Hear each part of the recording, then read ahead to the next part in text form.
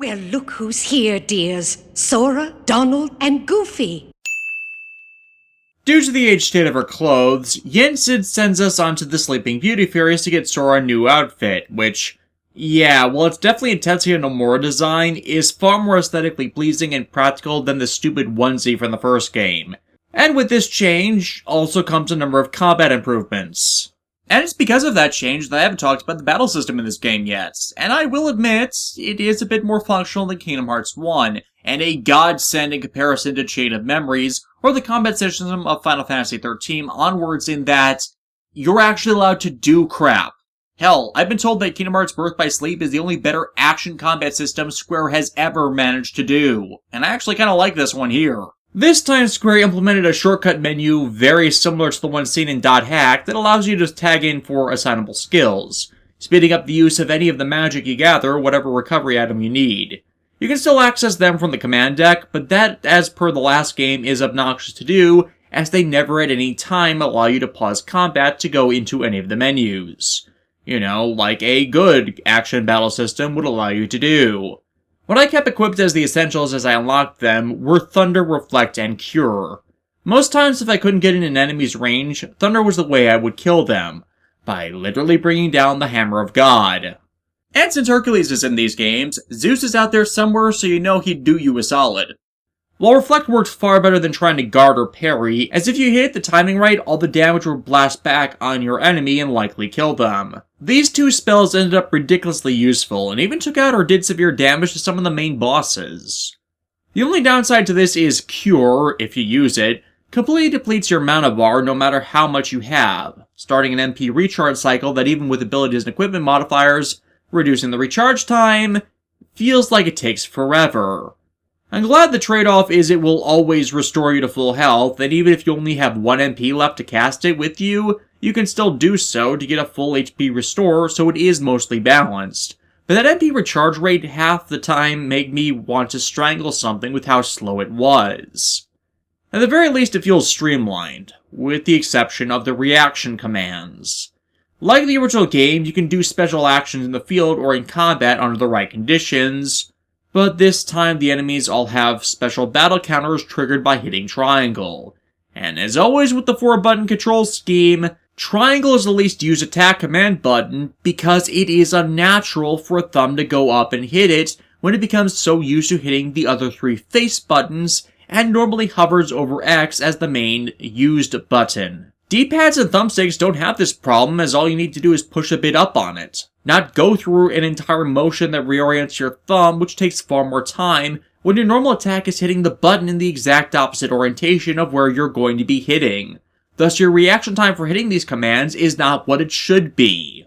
But this problem exists, as I've discussed before. As is usual when a Japanese game is imported to the West, the import switches the circle and X buttons in what commands they trigger. See, in Japan, it's circle for accept or OK, and X as in cancel or stop. This is reversed in the West. Thus, for Japan, reaction commands like this are far easier to pull off because the trigger for the commands is literally right next to the attack button, instead of it being in the opposite orientation. So it feels more natural and accommodates slower reaction times or those with poor motor control with this proximity. In the West, reaction commands are harder to pull off, especially for those like me who have crap motor control and hate any type of QuickTime insert the button presses or fail gameplay event. Spoilers, while Square made use of these things for limit breaks or special attacks before this is exactly where they began to become ridiculously obnoxious with them. I basically can't pull off reaction commands without it hurting my hands, and you know exactly how badly they hurt when I was dealing with Sephiroth later in the game. And really, all that was needed to fix this, as games older than this used to do, was swap circle and square as the attack commands when you change the circle and X around for accept and cancel. Drive forms, on the other hand, were an addition I liked. It allows us to fuse powers with Donald and or Goofy, resulting in Sora taking on up to 5 different forms as the game progresses, giving him differing talents, access to new abilities to equip in normal form, and level up themselves in differing circumstances as well. As anyone that's watched my show long enough knows, I am a complete sucker for form change gimmicks, so I was completely on board with this as a game mechanic. Hell, since Sora's forms are referred to as drives, I spent my time playing the game stating, "Drive type!" and then the form name as I'd used them, to amuse myself by relating them to Kamen Rider Drive's various body types. They ended up perfectly matching too. The Red Valor form, the one the fairies get you, giving Sora a second Keyblade to wield in battle and faster attack speed, grants you the high jump ability, and levels us up for each strike you land on an enemy. Blue Wisdom form allows us to go pew pew pew, and shoot enemies while increasing magic damage, makes you move faster while normal, but only levels up by killing Heartless with it. Limit form returns Sora's color palette to its first game look and doesn't require Donald or Goofy to use, so you can change into this form solo, while allowing him to trigger the original game's special attacks like Sonic Rave and Strike Raid, while also returning Dodge Roll to you, and get stronger by completing the attack chain of each limit. The Yellow Master form combines Valor and Wisdom form strengths and grants you double jump, but requires you to collect a mass of drive spears dropped by enemies to rank it up. There's also the Anti-form that pops up if you overuse drives no matter what you do, that turns Sora briefly into Heartless. Word of God from Tetsuya Nomura, stating that it was born of Sora's own darkness from when he became a Heartless. And finally, at random after beating the Ghost of Roxas near the end of the game, you have the random chance to earn Final Form, which brings to their zenith all of Sora's abilities, and unlocks Glide for getting the game's last collectibles that are just out of reach. But only ranks up from killing nobodies. Each of these forms, bar Anti that doesn't level up, can reach level 7, with their level ups intermittently locked out until you can acquire the forms after it. And all but Final Form can be quickly and efficiently maxed out by repeatedly fighting the enemies that spawn on the Solar Sailor in the Space Paranoids world. Every time you enter it, the same enemies spawn, so clear it, get to the other side of the line, go back to it to instantly reach the other side, then enter it again. On that last entrance, you'll find that if your drive form was still active, it'd be gone, and the drive gauge the forms are connected to will be refilled to full for another complete round of battle on the Sailor. The drive gauge starts out with a low limit of 3, but can be upgraded several times, with each of the forms' individual level-ups extending their own personal drive gauge to max out the time spent in them. Valor and Wisdom require a drive gauge of 3 to use, limit 4, and Master and Final Form 5 drive units to change into them. So when it's maxed out, you can use at the minimum 2 drive forms in succession. After it's depleted though, the drive gauge can take quite some time to recover, the rate of its recharge being enhanced by the aforementioned drive orbs dropped by enemies, simply attacking enemies themselves, or depleting your MP. This last one was actually a good decision for increasing the recharge rate, encouraging a player to use their spells more than in the last game, especially due to the ease of access gained by the quick ability slots. Sora eventually can make use of summons as well, whose duration in battle is based on the drive gauge, and he can summon Chicken Little, Stitch from Lilo and Stitch, Aladdin's Genie, and Peter Pan in this game. But to be honest, outside of the Hades Cup, I didn't make use of them. It didn't feel like they added anything at the end of the day, so I have near zero footage of them being used. But as we get set to move out, we've got another gameplay addition to 2.5, the Kingdom Symbol puzzle pieces. These were added all over the place and require you to upgrade all of your drive skills to reach them. Most of them you don't need to be in any rush to get, the only one that's the exception being in a village settlement that gets burned down, thus making the piece inaccessible to ever retrieve. Most of them, though, you won't be able to get until you max out High Jump, Double Jump, and Glide. By getting them, though, you can then complete pictures in Jiminy Cricket's journal that results in some spare extra items, said pictures being of promotional images used in the game's advertisement campaigns if you want to check what they should end up looking like online. And hey, like the game's chest, it's pretty easy to pin down where the ones you might be missing are, as the world-based puzzle pieces and chests are only present in so many locations. With that though, it's finally, 5 hours into the game, time to set off on the Gummy Ship, which has also gotten an overhaul, as new paths to all the Disney worlds have opened up for us to rediscover. Though as we leave, the ditzy Sleeping Beauty fairies, well, do Pete's job for him in resurrecting Maleficent. And people say their reinterpretation of the Angelina Jolie movie was an exaggeration. And our first stop in this intergalactic road trip is to hit up Hollow Bastion, which has been having life slowly return to it in the form of the Square Enix cast members, as well as Donald's relatives setting up shop here. In particular, Scrooge McDuck, voiced by the Charlie Chaplin of TV himself, the great Alan Young. What, I really liked the DuckTales cartoon as a kid and Alan Young as an actor. Hell, I like the reboot one where Scrooge is voiced by David Tennant. If Scrooge is in Kingdom Hearts going forward, Tennant better be voicing him. Anyways, Scrooge is here looking after his and Donald's nephews who are still doing the shopkeeper thing, as he in turn is trying to recreate a flavor of ice cream from his youth. Sea salt ice cream. Ironically, Ansem loves the stuff and managed to recreate it in his VR space, with Riku securing a sample of it we send back over to Scrooge later in the story. Across from them is the Moogles, and dear god his item synthesis is so much better than last time. You can make anything you want as long as you have the materials, and as you make stuff the Moogles level up their own abilities. The more you complete their material list, the more they give you stuff too. Hell, it's always a pain to try and make the ultimate weapon in Square games, and I personally find it impossible to get it in the original Kingdom Hearts one due to me mucking up at Tarzan's stage, but I did it without much problem this time. Hell, you get most of the materials through naturally playing the game. The only difficulty is the Orichalcum Pluses, which you need 13 of, that is, unless you have an energy crystal which halves all of your material costs, reducing it to 7. 6 of which are found out in the overworlds. Found at the Central Computer Mesa of Space Paranoids, at Starry Hill in the 100-acre wood, the 4th floor of Sunset Terrace back in Twilight Town, from a chest at the brink of despair in the world that never was, same as it ever was, completing the Goddess of Fate tournament in Olympus, and finishing the New Day is Dawning event in Atlantica. Though otherwise Atlantica can go to hell. Or would that be Hades? Or would he not want it there as it would put out his hair? But yeah, where does the 7th one come from? By completing the synthesis materials list, of course. Yes, the Moogles will give it to you themselves this time around, meaning the last Orichalcum Plus from them will be the last thing you'll need to put it together, as you'll have obtained everything else you need beforehand.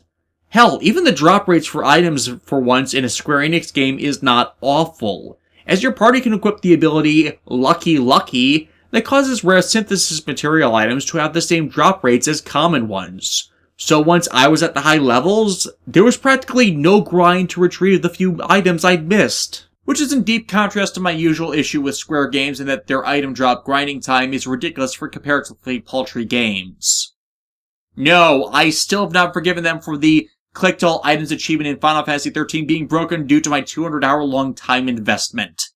Hell, to even make that a little easier, if you manage to pick up 20 of any material, the Moogles will just start selling it to you, meaning you can make a bunch of lower-leveled stuff to rank up faster, or if you have a bunch of cash to spend, if you have the right materials logged, you can just buy up what you need to make a stash of stat-buffing items. An unnecessary time investment, but it's an open option to you, and one that's made clear and not harder by the mushrooms this time.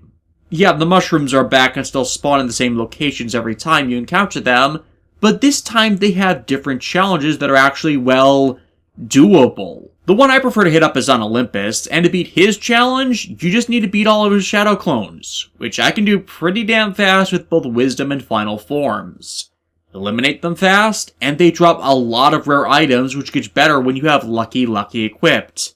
Hell, this one's arguably the most accessible, as there's a save point in the next room from him, so you can just port back to the ship to recharge your drive gauge, re-enter Olympus right next to it, and redo his challenge for even more items. You can't get everything this way, and sometimes it's better to just get what you need from the enemy that drops it normally, but it helps nonetheless. Anyways, further down the road, we re-meet Yuffie, changed into her Final Fantasy VII Advent Children outfit, as are all the Final Fantasy VII characters that show up, cause that movie was the new hotness on the block at the time at Square. Even though Yoshinori Kitase and Motomu Toriyama would screw it over afterwards with Dirge of Cerberus, ruining any merit to it and the other additions to 7's story. And she brings us to see everyone else. Sora, Donald, Goofy. I did say that was a drinking game with this one. Yeah, Heartless are still pouring out of the main castle and have become an ocean between it and the settlers. So we need to come back here infrequently to deal with them. And also the organization that has a vested interest in seeing all of them slaughtered, despite the remaining numbers only leaving them 6 strong. Wow, they're really banking on people having played Chain of Memories despite its notoriety of being awful. In this encounter, though, they don't do anything but taunt Sora, alluding to how he reminds them all of Roxas, and how they'll make him do what they want simply by the situations they'll be leaving him to resolve. With that, though, the bonds of the people living here cause the trinkets we get from the locals to manifest the second of two keyholes for each region things travel between, letting us seal it, and thus open the next route for us to travel to. So with a goodbye and see you later to Leon, we're off to clear up these paths with gummy missions. The gummy missions this time are, I dare say it, more fun than the original ones, and have a mission ranking thing that gives you more parts in the schematics for ships. I tended to stick to the Falcon ships, and they are devastating. These felt like they were going back to the glory days of the bullet hell shooting game's heyday, like when Toho was a thing. As an aside, Toho becomes an even more damn impressive a phenomena when you learn its entire game library was made by only one person. But yeah, as odd as it might sound, I really like these sequences. It's hard on my hands, but flying through sequences of enemies, they're fun to me. I know a lot of Kingdom Hearts fans don't like them at all, but they work for me. Plus, I feel like I'm decently good at them. It didn't take much to S-rank the missions to get all the gummy parts in the first two missions. I didn't bother the third with each as you didn't get anything from them, and the enemy variety makes for a decent challenge. The first world we visit in my path through things is the Land of Dragons, a world based on the film Mulan. And I really like Mulan. Really, I like the plot of a daughter going out and doing everything she can out of love of her father to save him from going back to military service, which would result in his needless death. The arc she goes through is showing brilliance, turns brute force into a surgical scalpel of victory, and the balance one finds in embracing disparate parts of yourself. That and what she does in disguising herself as a man to enter military service, which did not take women back then, does have historical precedent. So bar the magic dragon, it's a pretty grounded movie. Mulan's the warrior woman of the Disney girls, taking the I don't want to be locked up a princess, half-assing a few of the 80s and 90s films had done, and actually had them do something with it, with her being the dynamic protagonist of it. The film was well cast, it was one of the last times Eddie Murphy was actually funny, and Ming-Na Wen's had a pretty stable career as a result of this movie's success. It certainly redeemed what many presumed to be a downward trajectory after she was Chun-Li in the Raul Julia Street Fighter movie at least. Though, kinda wish she hadn't signed on to Stargate Universe, since Stargate Universe was absolutely terrible. And really, the worst things remotely bad connected to it are the direct-to-video unnecessary sequel film, and the Rick and Morty fanaticism over the promotional Szechuan sauce nonsense. So yeah, this is where my overt criticisms of this game start to drop off. As for the various stages, they start going back to what the original Kingdom Hearts did, in visiting a region and then playing out an abridged version of the stories involved in those Disney properties. Which, when reflected upon, they really only actually did with Aladdin and Agrabah before. But what makes this work despite the rehash, unlike Chain of Memories, is it doesn't make you revisit the same worlds to just do the same thing over again. In the new worlds like Mulan's, you might still be playing out the original story, but when you revisit old places, they're instead progressing the stories from where they had organically left off from, albeit with some differences than what you might expect. And as such, Mulan stage finds us interacting with her in the middle of her story, who on top of trying to combat the forces of the Huns led by Shan Yu, have now had to deal with the Heartless, which is where Sora, Donald, Goofy come in. And Mushu of course recognizes us because he was one of our summons from Kingdom Hearts 1, so continuity is maintained without contradiction on that. And hey, another merit here, I keep encountering characters in series that, when they intercede on another character's story, they trample all over it and turn said story into their own. This happens all across the board, whether it might be a crossover event or time travel event that might bring about the intersection. Kingdom Hearts 2, however, does what is supposed to happen in such a scenario. There is no character glorification on one person over any others to supersede the focus in the interconnection. Mulan is still on track for her story to play itself out, and Sora's here to deal with the Heartless and get info on the next sect of his journey, allowing things to all take their proper course. As much as I've given a flack to the game thus far, the reason why at its roots is they did not take full advantage of their story potential from what they had available. Here in the smaller world scenarios, they absolutely are. So yeah, we help her keep her cover in joining the army, whose training montage is just skipped past. Instead, it's straight to clearing Heartless from the main camp, before Shang sends us out on mini-missions to clean out more Heartless.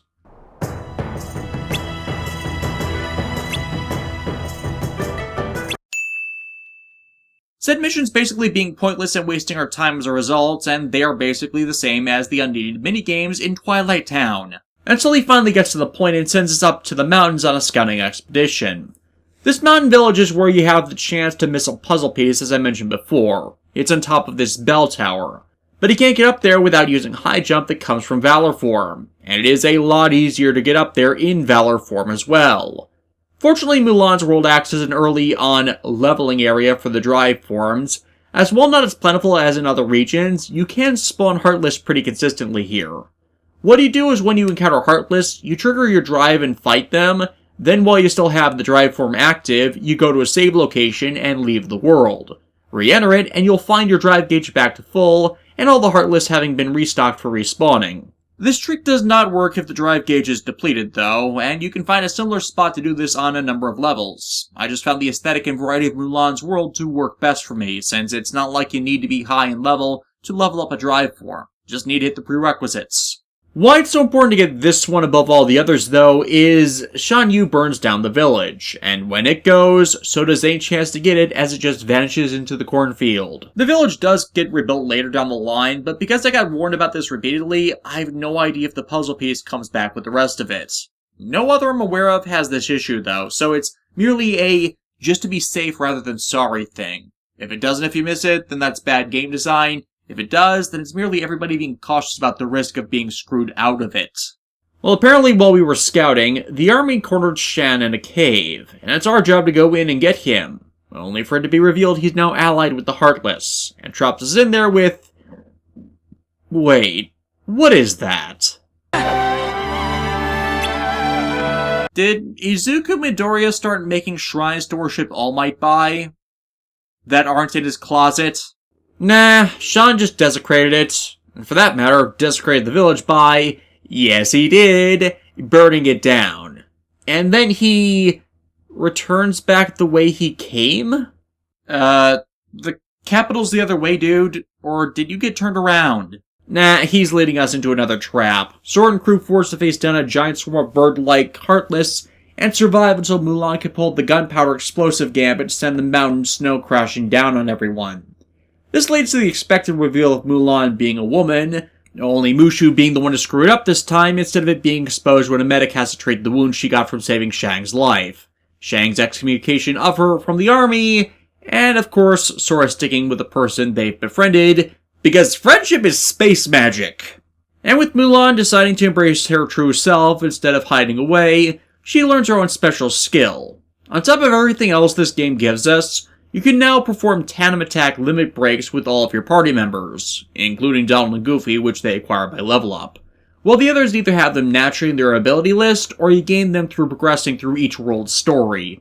I actually didn't bother with most of them, even though they don't use the limit gauge, but instead burn your MP to use them. They're most useful in the regions where you can't use drives for one reason or another, but once you get Master or Final Form, yeah, like summoning, not much of a point. I like that it's here and the symbolism of the battle synergy of the pairs, but sometimes too many options clutters the battle system, especially when you can't go into any menus while paused. Shan Yu, however, survived, so we need to save the Emperor, who thinks the threat's been dealt with, from him in a boss battle. That shows he's nothing more than a poser. I talk crap about Daisuke Watanabe's flaws as a writer, but I'll certainly give him this. I am thankful he didn't feel the need to recreate Mulan's cross-dressing scene, which was a plot point in the final act. Ugh. And the best part of the movie plays out, Mulan being rewarded for breaking the rules, but for the right reasons. Take this, so the world will know what it is you have done for China. Wait, you mean there's more than just China on the World of Dragons? Is this actually Earth? Does this mean all the other worlds are Earth too? Is Kingdom Hearts just an odd way of stringing the Disney multiverse together, as opposed to the unified Pixar theory? You know what? I don't care. Next world. Sora. Sir. Donald. Goofy. Yes, sir. Goodbye, Sora, Donald, Goofy. The next stop on the grand tour is Beast's Castle, taking place in the middle of the story of Beauty and the Beast, with the prince still in his shaggy cat dog form. Total disclosure, I have no idea what animal the Beast is supposed to look like, nor do I care. And having relationship issues with Belle as, well, the rose that is a manifestation of his curse keeps getting attacked by Heartless, after a brief encounter locking himself up deep within the castle to protect it. The Heartless are basically forcing an artificial character regression on him, the paranoia at losing the chance to free himself and his servants from their burden actually working to frame the connection he's gained that would break the curse. All out of fear of that exact thing happening. Donald! Sora! Goofy! He's thus locked up his servants. Thank God. What? I hate Be Our Guest as a musical number. As we've discussed before, I don't like musicals. And we have to rescue them from the dungeons. Behind a wardrobe, we have to move very carefully. And a swarm of Heartless that, for some reason, have taken over the dungeon. We get them freed. I'm Sora. Donald. Goofy. Go through a few easy-to-break puzzles and traps, and find that Beast's paranoia is all being facilitated through the machinations of Organization 13. Again, going back to my critiques of how the starting hours felt like a waste, this kind of thing is what I built the fixing what Roxas did aspect of that what-if musing, as I felt that would have helped make this more personal. Sora's nobody being the one to put distance between Beast and Belle? There's drama here. And hey, they revealed this was done in 358 over 2 days, after everybody complained about this exact thing 4 years before. But here in isolation, why is Beast listening to this guy in the first place? The specific organization member this is revealed to be is Zaldin, who is a combat lancer specialist. He doesn't really have any abilities with which to manipulate Beast or mind screw him to these lengths. Not even a silver tongue by which to make Beast doubt his own beliefs. With context from 358 over 2, he hates love due to memories of having his heart broken, but he's not manipulative enough to have been able to pull this off. It's kind of a recurring problem with the organization members. They don't showcase the capabilities they'd really need to cause the situations they're cited as responsible for. He took all my sorrow, my sadness, my pain, and turned it all into rage. How? Did he amplify the negative emotions within you so they overtook your reason? Does he have the power to impose his own feelings? Well, echoes of feelings, onto other people? Is that an inherent trait of nobody's to do that? Is there a magic spell that causes it? Did he give away the Beast's infinite rice pudding? I'm kind of grasping at straws here. I mean, you have Naminé who's a mind manipulator. It would make sense for one of them to be an emotional vampire. I wouldn't even have an issue if you bothered to explain it in the entry where it was relevant for you to explain it, and not in a supplementary one made years after the fact. I really should not need to play 358 over 2 days to understand this game. Regardless of all that, we kick Beast's ass to put him back in a sane sense of mind, which then immediately draws his thoughts into the need to apologize for acting like a jerk, only to find Zaldin's decided to try and attack Belle with Heartless. I'm assuming since the Heartless are drawn and can be called out by any entity with power, that they don't exactly discriminate on that with the nobodies who've maintained a sense of self, as opposed to those who have been left as the nobody shock troopers. Though the Heartless Zaldin called up is not an easy boss, it being able to hide within and possess any of the structures of this ballroom, which we then need to smash it out of before making any progress in killing it. Environmental bosses like this to me are always a pain. Though it amuses me the final form it takes looks similar to Final Fantasy X's interpretation of the Summon Ifrit. With Zaldin kicked out for the time being, Beast apologizes for acting like a jerk, and Belle forgiving him because, well, it wasn't his fault. Though it seems like she's holding some lingering resentment herself from all that's happened. At least we get the cure spell from it. With this, we hit up Hollow Bastion again, with Merlin having found Pooh's book, only to find it's been taken by the Heartless. While we reclaim it from them, several of the pages have been torn out, so Pooh's completely lost his memory of everyone, meaning there's another fetch switch we've got to clear in tracking down his pages again. Those Heartless messed with the Pooh. Now they're going to get the bear. What? Next world on our route? the Olympus Coliseum, with it touching more on the plot of the original movie. The Disney one, I meant. With the introduction of Herc's love interest, Meg. And you're supposed to be? I'm Sora. He's Donald, and that's Goofy. While Herc himself is still dominating the Coliseum's bouts in his own hero training, while Hades is still out to kill him, and doing so simply out of driving Herc to complete exhaustion with high-power enemy after high-power enemy in tournament format. Meg herself has come down to the underworld to see if Hades could give Herc a break, or at least time for them to go on a lunch date, and since Meg's a bit lacking in the combat prowess department, Sora and co make the offer to see to that themselves. The underworld is the first area where the drive gauge is completely locked off, thus making Donald and Goofy's limit breaks, if you've gotten any of them, somewhat useful to equip bomb them, especially since all the little soul whiffs give up MP spheres for faster mana recharging. While we're here though, we encounter another of Kingdom Hearts 2's minigames / side quests, the Absent Silhouette Grimoires. These allow you to engage in boss battles with old dead enemies, specifically the essence of the Organization 13 members Sora and Riku took out during the events of Chain of Memories.